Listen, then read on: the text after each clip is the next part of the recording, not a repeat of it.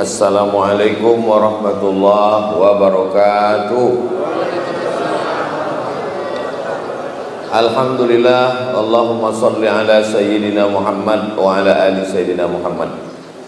Yang sama kita hormati Ketua beserta seluruh pengurus Masjid Syuhada Damai Langgeng. Hadir juga bersama kita pagi ini Ketua Ikatan Abdul Internasional, Pak Abdul Wahid. Yang ceramah nih Abdul Somad, ini orangnya. Mudah-mudahan Allah subhanahu wa ta'ala memberikan kita istiqomah iman dan Islam. Amin ya rabbal alamin. Saya akan membacakan satu hadis yang diriwayatkan dari Sayyidina Anas bin Malik dalam kitab Sahih Al-Bukhari tentang 4 dosa besar.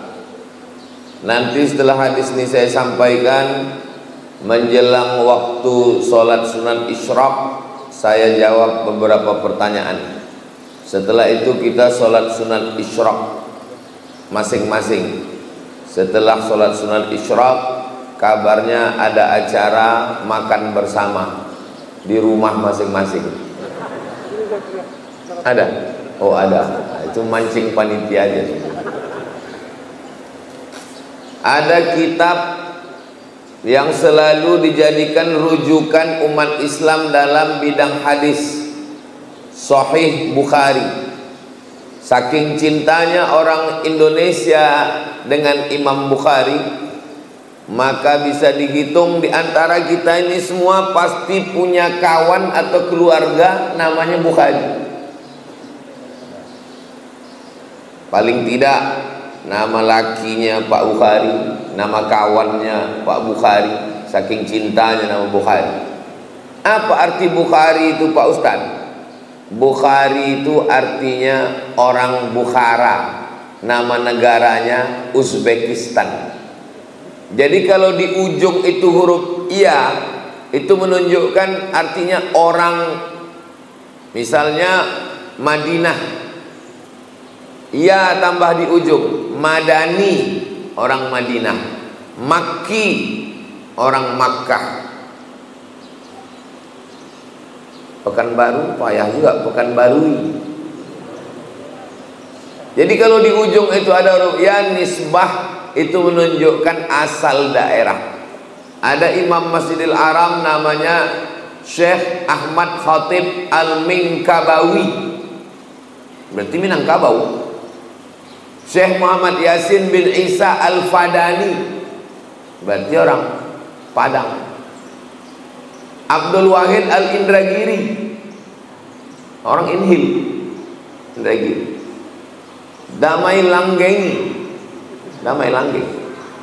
Nah, jadi Bukhari itu bukan nama. Bukhari itu artinya orang Bukhara, Uzbekistan, berbatasan dengan Afghanistan, yang mirip-mirip nama negaranya. Afghanistan, Uzbekistan, Tajikistan, Kirgistan, Pakistan. Ini adalah ulama besar. Nama lengkap dia Muhammad bin Ismail bin Ibrahim bin Al-Mughirah bin Bardisbah. Muhammad bin Ismail bin Ibrahim bin Al-Mughirah bin Bardisbah. Kenapa Ustadz hafal cuman sampai Bardisbah? Karena Bardisbah ini atuknya yang kelima, mu'allab, Persia masuk Islam. Dia bukan orang Arab. Jadi kalau ada orang mengatakan, saya ini Pak Ustadz tak bisa bahasa Arab, tak paham Quran karena bukan orang Arab. Imam Bukhari pun bukan orang Arab. Tapi ada yang bilang katanya Ustadz Somad orang Arab. Arab cemas, Arab maklum. Jadi Imam Bukhari ini orang Persia, atuknya mu'allab. Lalu kemudian umur 16 tahun dia pergi ke kota Makkah Al-Mukarramah melaksanakan ibadah haji. Lalu kemudian dari kota Makkah dia pergi ke kota Al-Madinah Al-Munawwarah, ziarah ke makam Nabi Muhammad SAW. Ketika sedang ziarah itu, sedang di Madinah, dia bermimpi berjumpa dengan Nabi Muhammad SAW. Ketika dia sedang bermimpi dengan Nabi Muhammad SAW itu, dia bermimpi dia sedang mengkibaskan kipas pengusir lalat.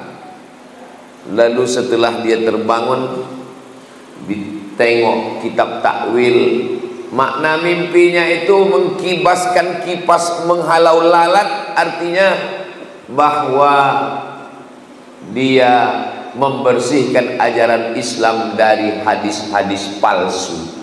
Karena lalat ini membawa bakteri kotor, najis, maka mengkibaskan kipas menghalau lalat artinya menghilangkan hadis-hadis palsu dari ajaran Islam. Dan memang akhirnya dia menulis kitab yang isinya sahih semua. Itulah dia dikenal dengan kitab Sahih Al-Bukhari. Kenapa disebut sahih? Karena isi dalam kitab Sahih Bukhari itu tidak ada hadis dhaif, tidak ada hadis palsu, semuanya hadis sahih. Memangnya ada hadis itu yang palsu, Pak Ustaz? Ada. Kasih contoh hadis palsu. Al-Bazinjan syifa'un min kulli da'. Terong obat dari segala macam penyakit. Itu hadis palsu. Siapa yang membuat? Tukang jual terong. Biar terong itu laku. Tapi tidak semua hadis tentang makanan itu palsu. Habbatus sauda syifa'un min kulli da'. Habbah sauda, biji-biji hitam, sekarang sudah banyak dijual dalam bentuk minyak, dalam bentuk kapsul, obat dari segala macam penyakit. Itu hadis sahih. Alaikum bisyifa'aini, hendaklah kamu berobat dengan dua obat penyembuh, al-asal, madu. Hadis tentang madu ada yang sahih, ada yang dhaif, tapi tidak palsu. Jadi tentang hadis sahih, palsu, dhaif itu kita mesti serahkan kepada para ulama. Yang paling mudah kalau beli kitab hadis, tengok di bawah statusnya hadis sahih. Berapa status hadis? 4. Yang paling tinggi sahih, di bawah sahih hasan, di bawah hasan dhaif, di bawah dhaif maudhu.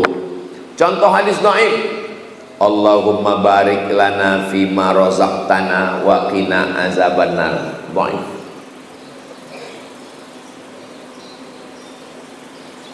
Awaluhu rahmah, awsatuhu maghfirah, akhiruhu itqun minan nar. Dhaif. Utlubil ilma walau bisin, tuntutlah ilmu walau ke negeri Cina. Dhaif. Masalah rupanya hadis dhaif ini. Kata Imam Nawawi, ajma'al ulama'u ala jawazil amali bil hadis dhaif. Ulama sepakat boleh mengamalkan hadis dhaif. Mana tahu nanti ibu bapak sedang makan, Allahumma barik lana fima razaqtana wa qina azabannar. Datang orang sebelah, itu hadis dhaif. Emang masalah buat lo?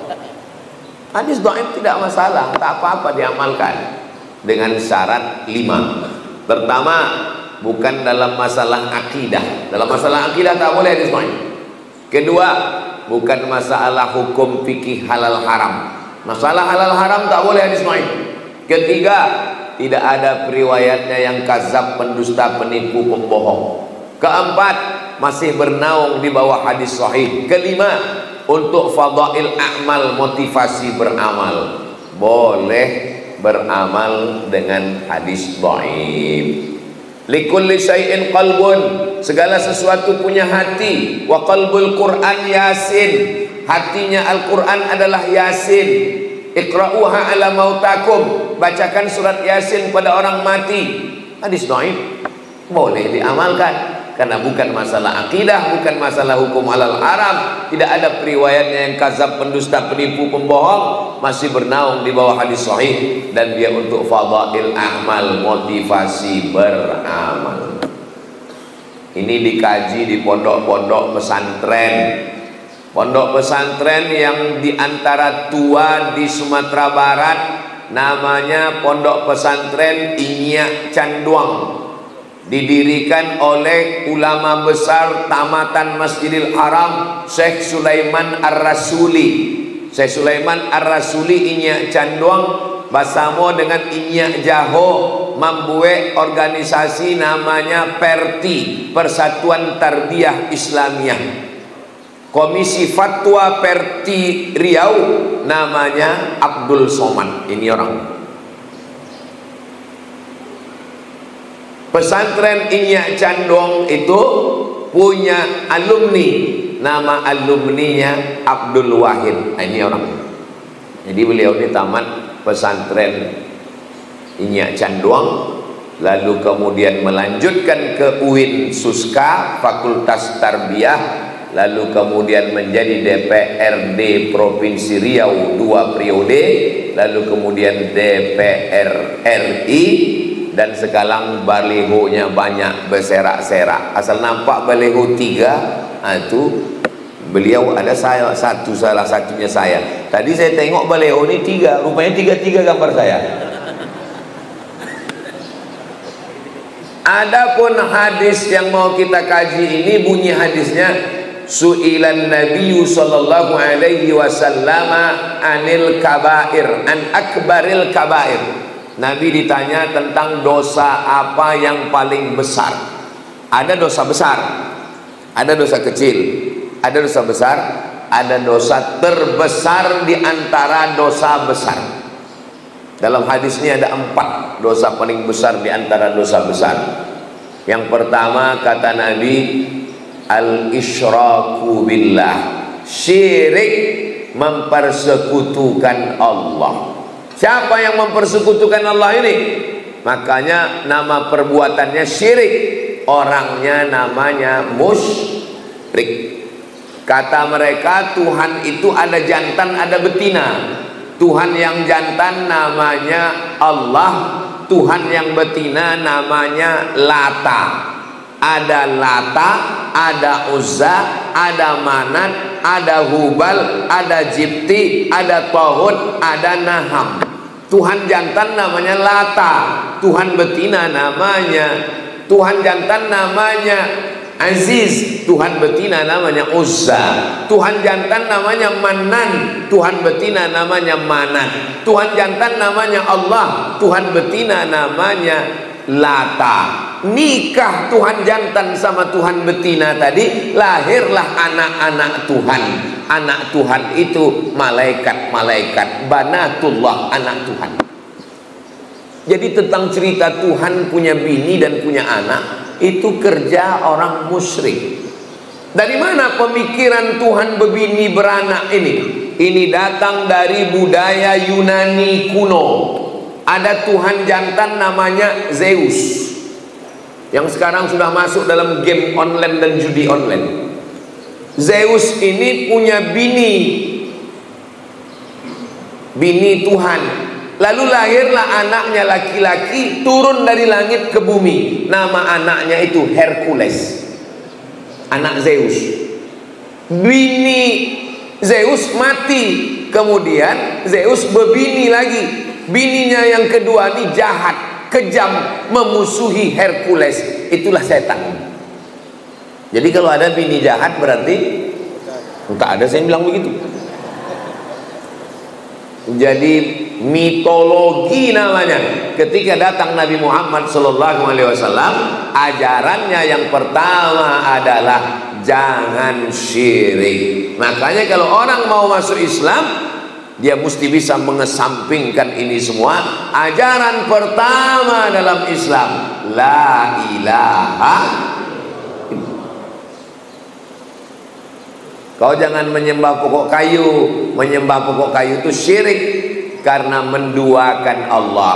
Kita diajarkan 17 kali sehari semalam, iyyaka na'budu wa iyyaka nasta'in. Ini sekarang banyak orang iyyaka na'budu wa dukun nasta'in. Kenapa berdukun itu syirik? Karena dukun-dukun berkawan sama setan. Dukun mintanya ke setan. Saya tak percaya Pak Ustaz dukun itu mintanya ke setan. Buka Quran juz 29. Ada satu surat namanya surat Al-Jin. Kenapa surat Al-Jin? Bapak dengarkan aja pengajian.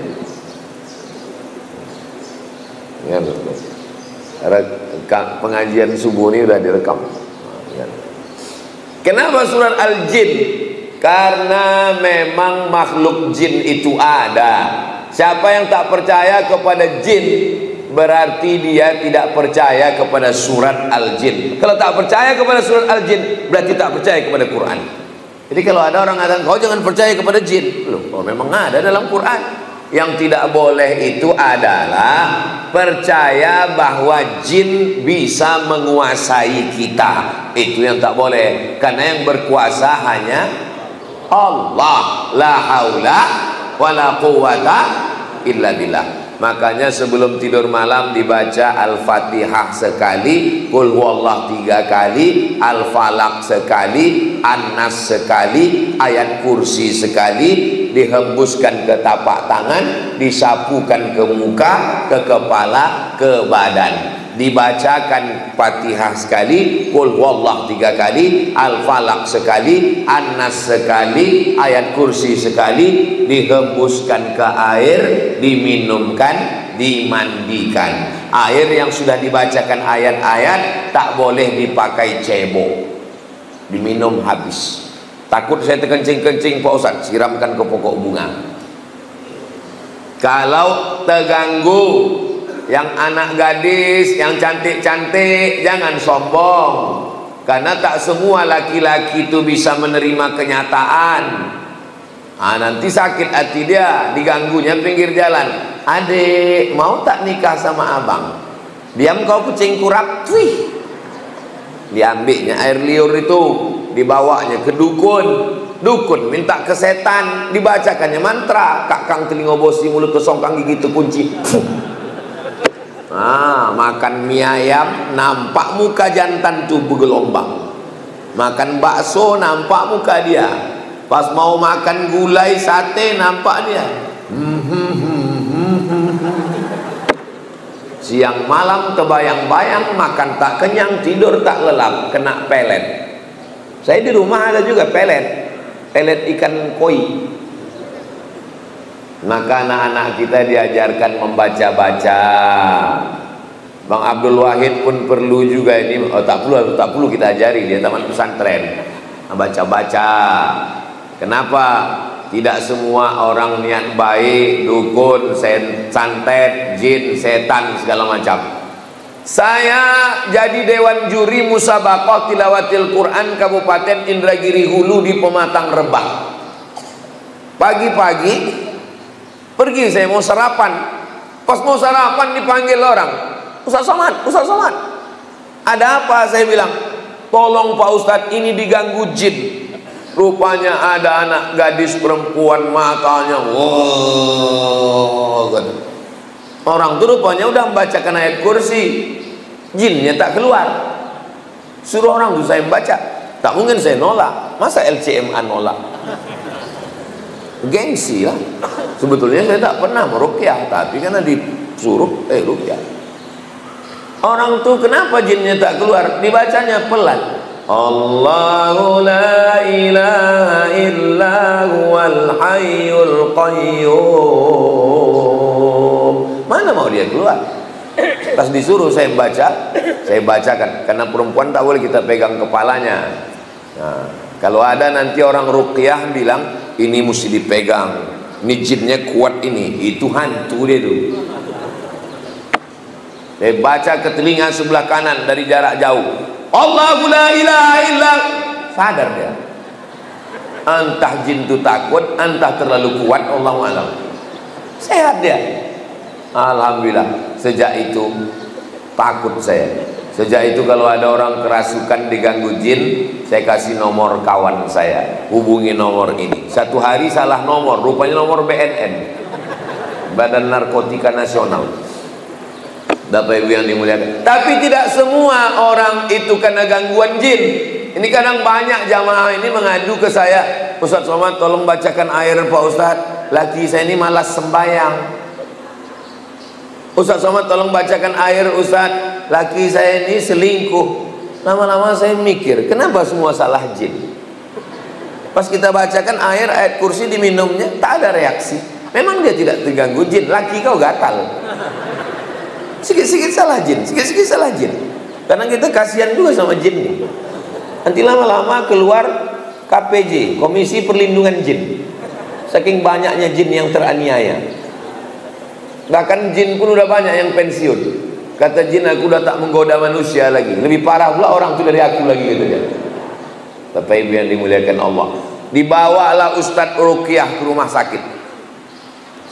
Sampai di rumah sakit, dibaca Ustadz nilai ayat kursi. Allahu la ilaha illa huwal hayyul qayyum. Diludahinya Ustadz. Apa kata dia? Sesama jin dilarang saling mengusir. Rupanya ulah yang membaca itu 11-12 sama yang dibaca. Jadi kata orang kampung kita, ini bukan masalah pistolnya, tapi masalah orangnya. Kalau bahasa kampungnya, man behind the gun. Orangnya. Imam Ahmad bin Hanbal, Imam Hambali, tidak ada membacakan ayat kursi. Sakitlah adik raja di Baghdad, Irak. Sakit adik raja, diminta doa. Imam Ahmad bin Hanbal suruh datang ke istana. Kata Imam Ahmad bin Hanbal, aku tak perlulah datang ke istana.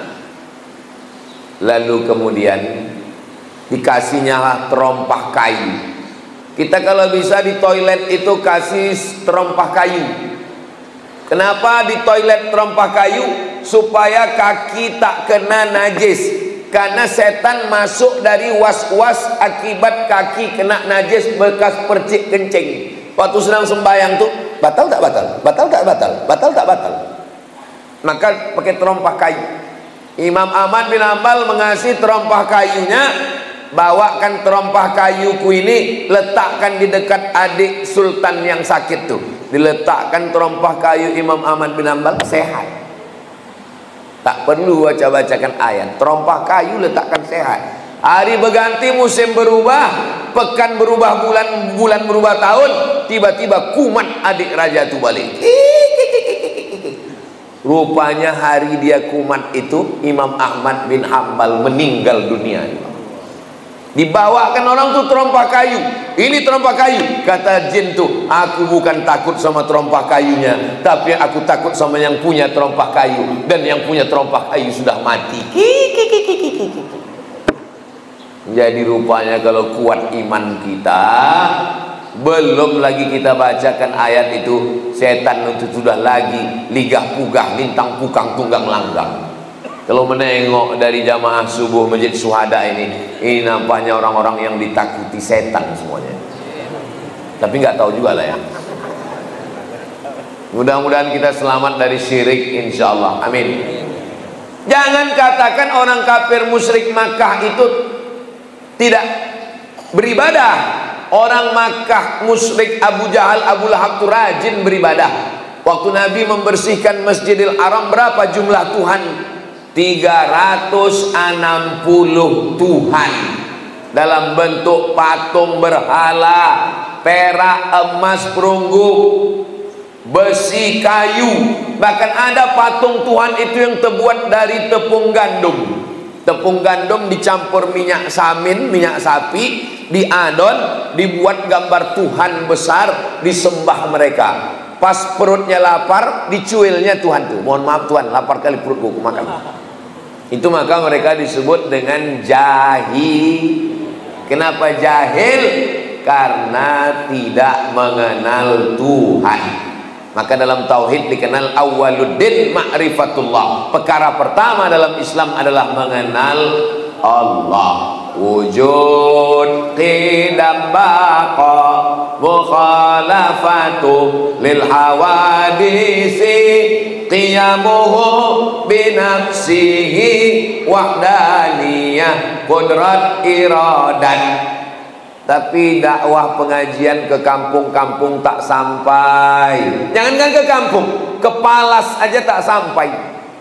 Mohon maaf Ustadz Somad, tolonglah kirim Ustadz-Ustadz ke Palas nih Pak Ustadz. Tak sampai Ustadz Ikmi, Ustadz MDI dari Pekanbaru Pak Ustadz. Gas motor tuh cuman sampai di jembatan Leton. Asal sampai Leton mati mesin. Itulah maka Ustadz Al-Nok Dinar membuka pesantren di Palas. Alhamdulillah anak-anak tahfiz Quran itu yang jadi imam. Saya tak sanggup berdakwah masuk kampung ke kampung. Yang kami masuk cuman Bagan Benio, Talang Mama, Talang Perigi, Talang Jerinjing. Itu yang kami cuman sanggup masuk. Yang bisa mengirim dai-dai ke pedalaman Riau ini adalah gubernur. Kalau terpilihlah gubernur yang peduli pesantren, tamat pesantren, peduli dakwah, dikirimnya lah dai-dai ke pedalaman, insyaallah. Mudah-mudahan terpilihlah orang yang peduli kepada dakwah, insyaallah. Amin. Tapi kami bingung Pak Ustadz, banyak kali balego-balego sekarang. Kalau tuan sholat Jumat jangan lupa bawa kain. Kalau udah ada yang ada gambar Ustadz Somad, jangan lagi ke yang lain. Jelas? Kalau tuan pergi ke Palas, jangan lupa membawa kawan. Kalau ada yang bilang tak jelas, memang dia belum sarapan. Yang kedua, apa itu dosa besar? Uququl walidain, durhaka kepada orang tua. Tahu Bapak Maradona? Maradona ditanya, siapalah orang yang paling kau idolakan? Maradona. Kata Maradona, ayahku melepuh keringatnya mencari makan untuk aku. Lalu kemudian dia balik ke rumah. Ayah Maradona itu kuli. Balik dia ke rumah, dia bilang, kami tanya, ayah dari mana? Aku dari jalan-jalan tadi, kata dia. Karena dia ingin menyenangkan hati kami. Dibelikannya aku bola. Dialah yang pertama kali membelikan aku bola, menyuruh aku ke lapangan bola. Tak layak aku membanggakan orang lain, sementara ayahku yang sudah berpeluh keringat darah air mata membelikan bola untuk aku. Jadi Maradona itu mungkin akidahnya tak sama dengan kita, tapi pasal kepada orang tua, dia termasuk orang yang berbakti kepada orang tua. Saya tidak mengajak Bapak Ibu suka sama Maradona. Tak sukanya tak apa-apa. Kita bebas, kita demokrasi kok. Tapi jangan caci maki, sumpah serapah, ejek mengejek, bully membuli. Begitu juga dalam hal masalah pilkada ini. Jangan, beda biasa. Tapi jangan caci maki, sumpah serapah. Kalaupun ngejek, hati-hati juga. Ini survei kan udah 35%. Susah mengejarnya. Kalaupun ngejek, ya sekedarnya aja lah. Susah nanti memperbaiki hubungan kita. Saudaraku yang dimuliakan Allah Subhanahu wa taala. Jadi masalah orang tua, mudah-mudahan anak-anak kita ini semua anak-anak yang berbakti kepada orang tua, insyaallah. Amin. Yang ketiga, yang dosa terbesar itu adalah qatlun nafsi, membunuh. Membunuh, benci, sakit hati sama orang, sewa preman, tabrak, mati, kecelakaan, padahal membunuh. Sakit hati sama orang, pergi ke dukun, santet, dibunuh pakai jin. Jin bisa membunuh. Sahabat Nabi ada yang meninggal dibunuh jin, namanya Sa'ad bin Ubadah, dibunuh jin di dalam toilet. Memang udah sampai ajalnya, mati syahid. Kita sebelum masuk ke toilet, Allahumma inni a'udzubika minal khubusi wal khaba'is. Begitu kita bacakan Allahumma inni a'udzubika, maka langsung badan kita itu dipasang Allah penutup, sehingga jin setan yang ada di toilet itu tak bisa menengok kita. Saya pergi ke stasiun kereta api Pringsewu. Bahasa Jawa sewu itu artinya apa?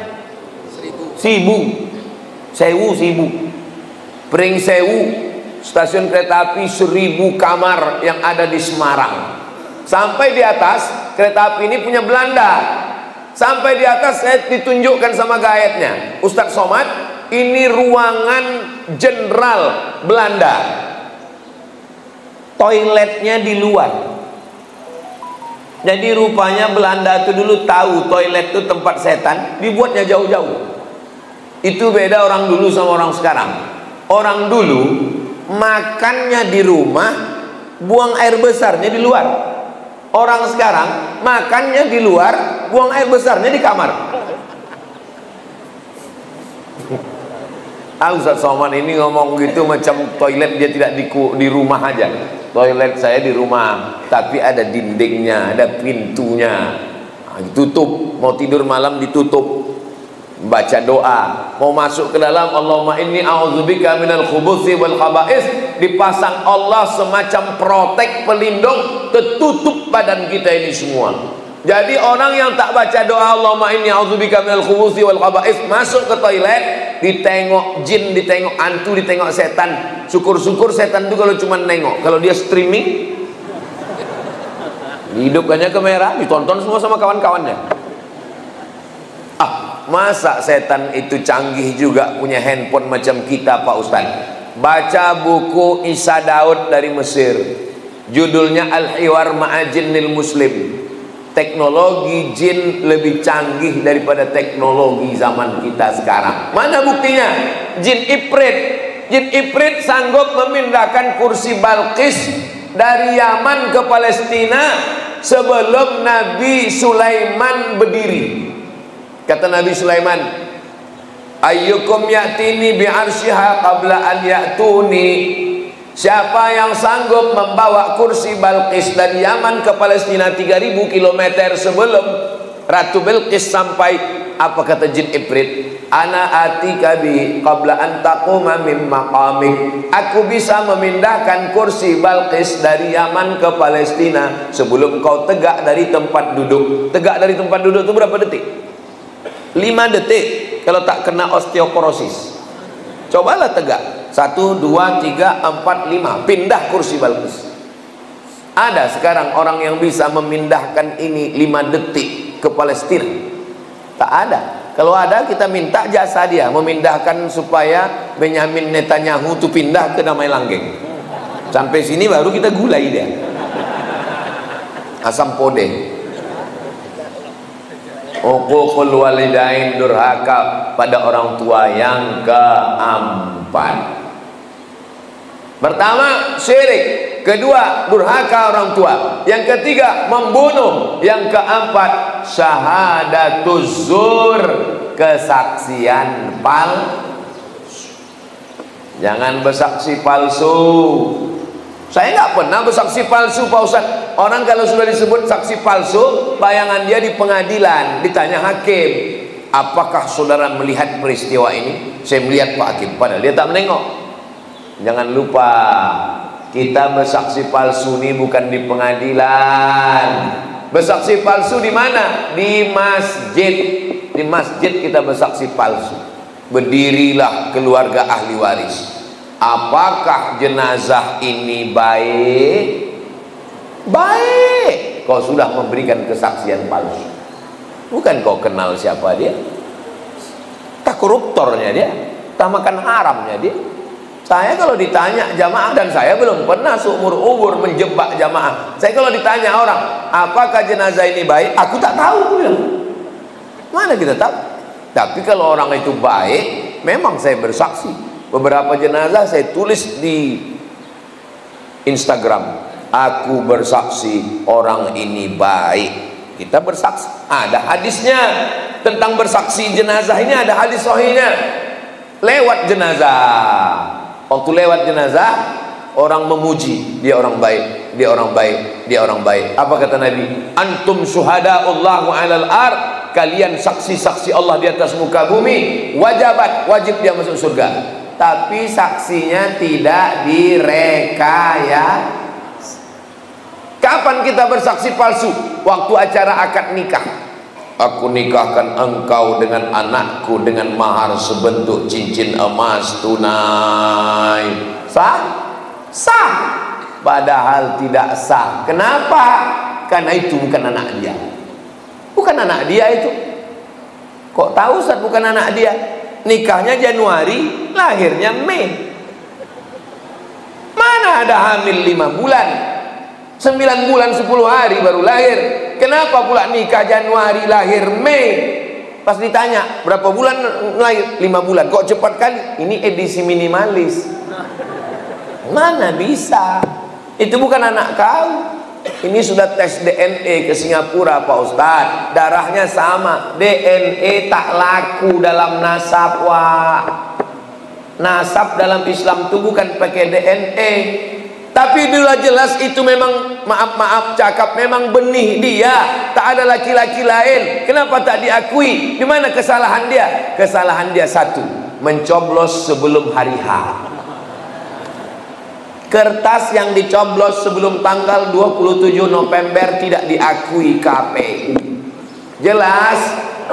Apanya yang jelas ini? Jelas nasab tadi tak diakui karena dia sudah ada sebelum akad nikah. Jangan nikahkan anak yang hamil. Malu. Dulu di Pinang tak dikasih, datang orang meminang baik-baik tak dikasih, muncul niat jahatnya. Tanam pinang rapat-rapat supaya puyuh tak dapat lari. Sudah ku pinang tak dapat-dapat, aku bawa ku hotel, ku hamili, kata dia. Nauzubillah, nauzubillah. Banyak orang tua sekarang lebih mau makan di daun daripada makan di pinggan. Di Pinang tak mau mencari menantu kaya, mau mencari menantu hebat. Sudah hamil baru tahu rasa, barulah dinikahkan. Itu nikahnya menurut mazhab Syafi'i sah, nikahnya sah. Yang jadi masalah setelah lahir anak. Lahir anak tak boleh dibinkan ke dia, karena itu bukan anak dia. Lahir anak, mati si bapak, anak ini tak dapat hak tawaris karena mereka tak ada hubungan nasab. Lahir anak laki-laki, setelah itu lahir adiknya perempuan.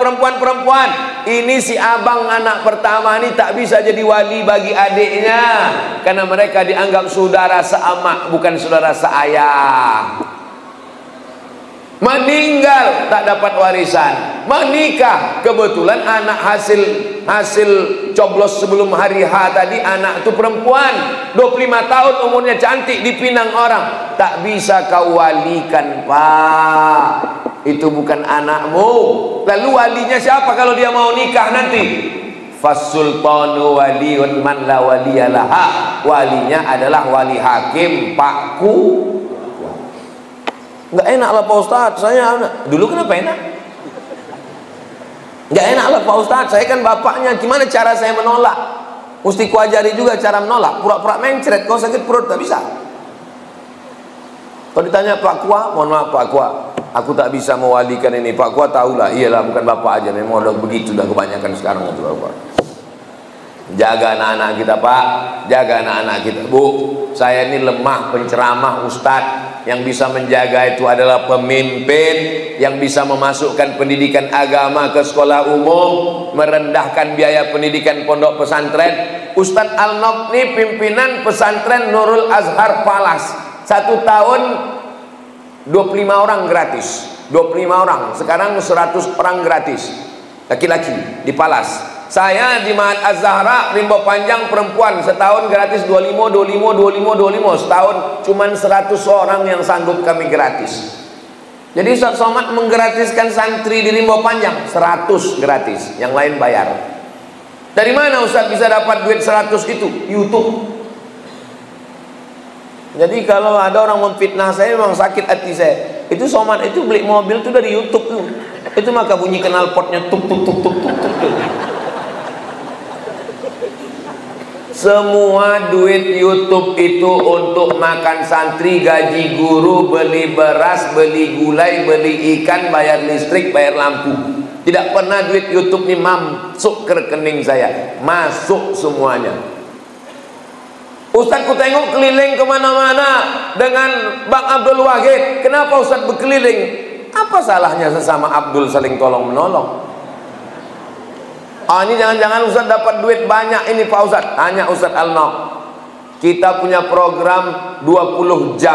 Hari Sabtu, hari Jumat Sabtu. Jumat Sabtu bulan Oktober, Jumat Sabtu bulan November. Semua duit yang masuk diserahkan untuk makan santri, gaji guru. Ini perlu saya jelaskan di tempat yang suci ini, supaya apa? Jangan ada dusta di antara kita. Bapak Ibu yang dimuliakan Allah, jelas? Rasanya jelas. Tak terasa waktu ini berlalu, sudah habis waktu sholat sunat isyraq masuk. Padahal tadi saya bilang jawab pertanyaan. Rupanya kalau kita ceramah di tempat orang yang hatinya bersih itu, tak terasa waktu itu berlalu. Saya pernah ceramah di tempat orang yang hatinya suntuk, lama kali terasa tausiah. Kapan itu Pak Ustaz? Waktu acara buka bersama. Oh gini loh orang tuh. Selesai tausiah, mohon maaf Pak Ustaz, saya mohon maaf Bapak Ibu, saya tadi waktu tausiah itu lama kali saya rasa, saya bilang. Kata jamaah itu kami yang mendengar lebih lama lagi Pak Ustaz. Saya jawab dulu ini dulu, habis saya jawab baru kita sholat sunat isyraq 2 rakaat. Saya seorang muslimah sudah tak muda lagi, usia 35 tahun. Masalah umur ini bukan masalah angka, Besti. Umur ini masalah rasa. Saya nih rasa saya sekarang merasa 27 aja nih sekarang. Beberapa bulan yang lalu datang seorang laki-laki berusia 28 tahun ingin menjalani hubungan serius dengan saya. Kalau memang dia serius, jangan cuma berani bawa mawar, tapi berani bawa mahar. Saya selidiki laki tersebut, ternyata pekerjaannya seorang pembeli berondolan sawit. Mantap. Dan dia mau sholat tapi belum 5 waktu. Tambah. Kemudian pas hari Jumat beliau saya WA di waktu sholat Jumat, dan dia menjawab WA saya, dan kita chattingan sepanjang waktu sholat Jumat. Jangan terima lagi. Sedang Tuhan aja dia khianati, apalagi kamu. Dan saya menolak beliau dengan alasan perbedaan usia yang jauh. Masalah umur tak masalah. Nabi Muhammad dengan Khadijah jauh 15 tahun, tak apa-apa. Dalam hati saya karena pekerjaan beliau yang saya ragu kehalalannya, yang jadi pertanyaan, ini curhat panjang kali nih. Apa pekerjaan sebagai pembeli berondol itu halal? Jual belinya sah, pekerjaannya halal, selama tidak ada unsur tipu, tidak ada unsur kazib bohong, tidak ada unsur zulm aniaya, maka jual beli berondol sah. Apakah saya salah berdosa karena telah menolak sinyal jodoh dari Allah di usia saya? Istikharah. Masalah dia tak sembahyang Jumat, udah kena pancing sekali, kasih tahu, Bang, kemarin kita chatting hari Jumat tuh, kenapa kau chatting terus? Berarti kau tak sembahyang Jumat. Dek, sebetulnya abang musafir. Oh, tak boleh kita sembarang tuduh. Mudah-mudahan dia sholat. Kalau dia mau, bagus, terima dia dengan baik. Mudah-mudahan jadi keluarga yang sakinah, mawaddah, warahmah, insyaallah. Amin ya rabbal. Hah? Mana? Makin-makin kecil tulisan ini, Ustaz. Anak saya mondok di Mojokerto. Dari tahun kemarin kelas 1 SMP. Dari pertama masuk anak sudah diganggu oleh jin. Anak saya tetap bertahan, dan selalu beberapa bulan kuku anak saya dicabut satu persatu oleh jin ini. Anak saya sering pulang hampir 1 tahun begitu terus, Ustazah. Anak saya suruh pindah pondok, tidak. Saya mau bingung, akhirnya kenalkan kelas 2 SMP, loh kok ini dicabut lagi kukunya. Oh, berarti ini jin PKI ini. Suka mencabut kuku. Kalau suka mencabut alis mata, itu jin perempuan. Kan suka mencabut alis. Setiap saya carikan tombol ke ustadz jawabannya yang selalu menakutkan. Saya kasih nomor Ustadz Faizar, spesialis jin. Nanti minta ke Ustadz Al-Nob ya. Saya tak berani nge-share nomor dia, nanti terganggu dia. Nanti saya kasih ke nomor Ustadz Al-Nob, Ustadz Faizar. Saya buat biar tak susah mencari nama Ustadz Faizar ini, saya buat di sini Ustadz Jin. Ustadz Jin. Tengok Ustadz Jin. Itu Ustadz. Kasih ke ibu nih Ustadz, nama Ustadz Faizar Jin. Ada lagi pertanyaan tadi? Udah catat nomor. Nanti kirim ke ibu tuh nomor Ustadz Faizar. Bolehkah berhajat ingin rumah cepat terjual ditebus dengan puasa? Oh, jadi kalau rumah terjual puasa, kalau tak laku-laku tak puasa-puasa. Itu namanya nazar. Nazar itu membuat amalan sunat menjadi wajib. Nazar namanya. Aku bernazar nanti kalau begini-begini aku akan, kalau lulus anakku ini PNS aku akan berkurban, kalau tak lulus aku tak berkurban sampai mati. Itu merajuk namanya. Hukum asal nazar itu boleh, tapi kata Nabi nazar itu untuk orang yang pelit. Pelit dia tak mau bersedekah, maka diikatnya dengan nazar. Tapi hukum asal nazar hukumnya boleh, mubah. Tolong kalau sebelum bernazar itu diingat baik-baik. Khawatirnya waktu bernazar berjanji-janji sesudah selesai tak ditunaikan. Ada orang begitu. Pak Ustadz, saya kemarin bernazar. Apa nazarmu? Saya puasa Senin Kamis sampai mati. Matilah kau. Dia tak tahan. Jadi sebelum bernazar tuh pikir-pikir baik-baik. Saya anjurkan kalau nazar bagusnya nazar sodakoh saja.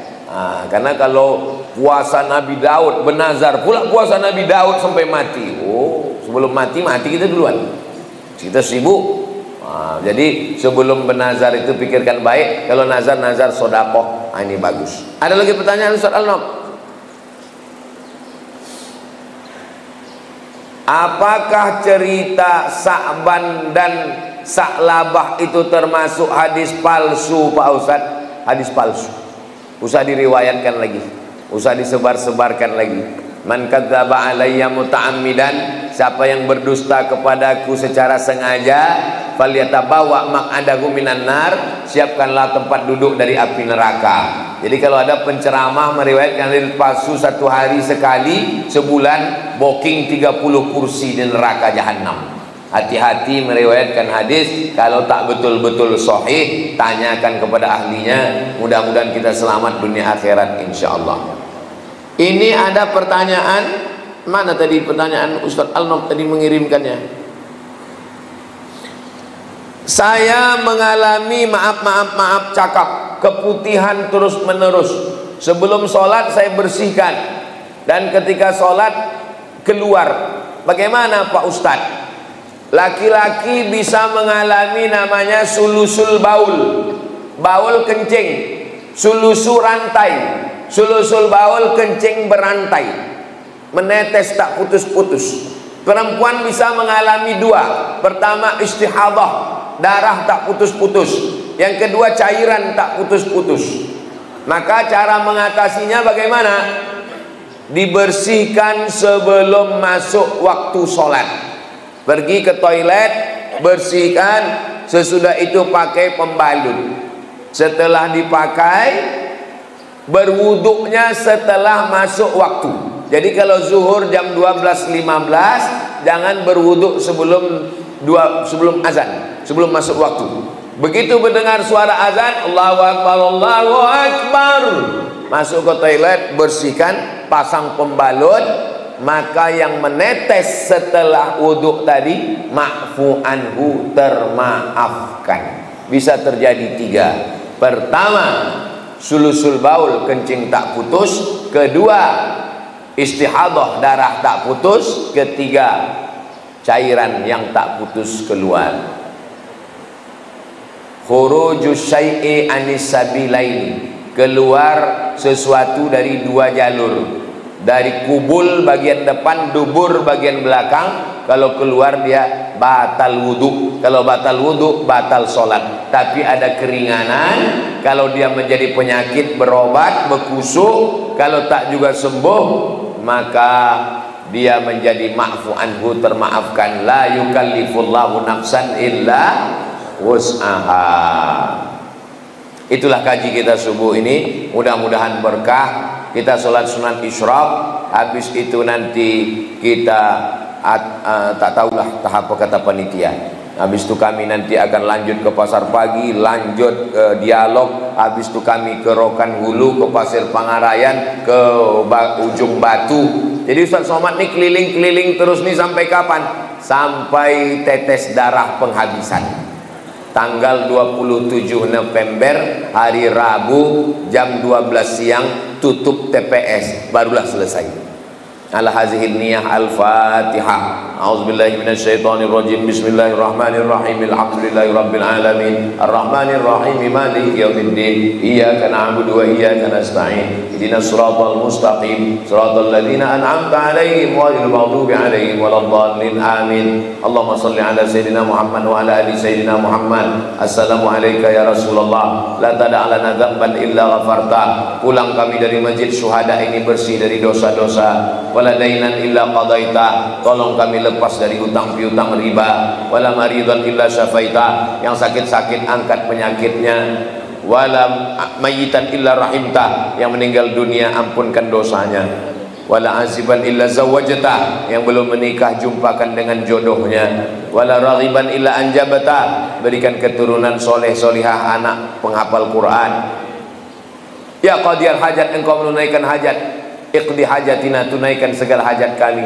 Allahumma rzuqna imaman adila. Berikan Riau pemimpin yang adil dan amanah, pemimpin yang takut kepada engkau ya Allah, pemimpin yang peduli kepada anak yatim, fakir miskin ya Allah. Rabbana taqabbal minna innaka antas samiul alim wa tub alaina innaka antat tawwabur rahim. Rabbana atina fid dunya hasanah wa fil akhirati hasanah wa qina azabannar. Wa sallallahu ala sayyidina Muhammad wa ala alihi wa sahbihi wasallam. Walhamdulillahi rabbil alamin. Taqabbalallahu minkum minna wa minkum taqabbal ya karim. Salat sunat Isyraq 2 rakaat, habis itu baru kita bersalam-salaman. Usolli sunatal Isyraq raka'ataini lillahi ta'ala. Terima kasih segala perhatian, mohon maaf segala kesalahan.